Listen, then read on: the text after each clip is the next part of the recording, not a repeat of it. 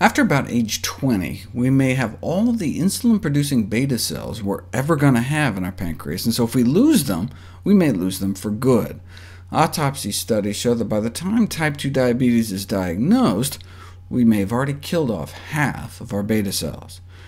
You can do it right in a petri dish. Expose human beta cells to fat, they suck it up, and then start dying off.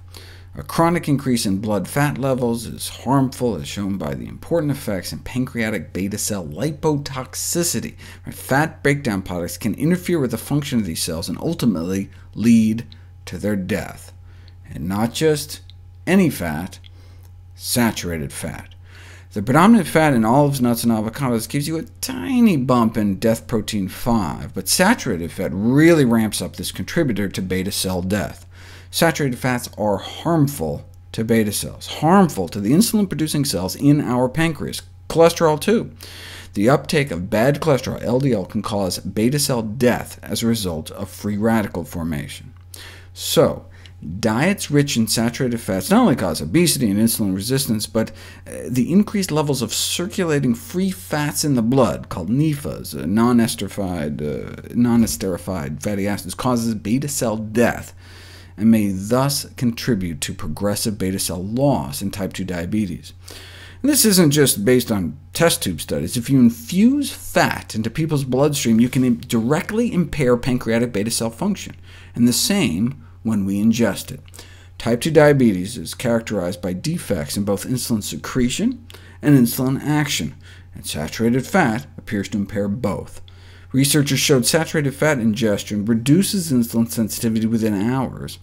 But these were non-diabetics, so their pancreas should have been able to boost insulin secretion to match, but insulin secretion failed to compensate for insulin resistance in subjects who ingested the saturated fat, and this implies the saturated fat impaired beta cell function as well, again just within hours after going into our mouth. So, increased consumption of saturated fats has a powerful short and long-term effect on insulin action, contributing to the dysfunction and death of pancreatic beta cells in diabetes. And saturated fat isn't just toxic to the pancreas. The fats found predominantly in meat and dairy, chicken and cheese are the two main sources in the American diet, are almost universally toxic, whereas the fats found in olives, nuts, and avocados are not. Saturated fat has been found to be particularly toxic to liver cells in the formation of fatty liver disease. You expose human liver cells to plant fat, and nothing happens. Expose liver cells to animal fat, and a third of them die. This may explain why higher intakes of saturated fat and cholesterol are associated with non-alcoholic fatty liver disease.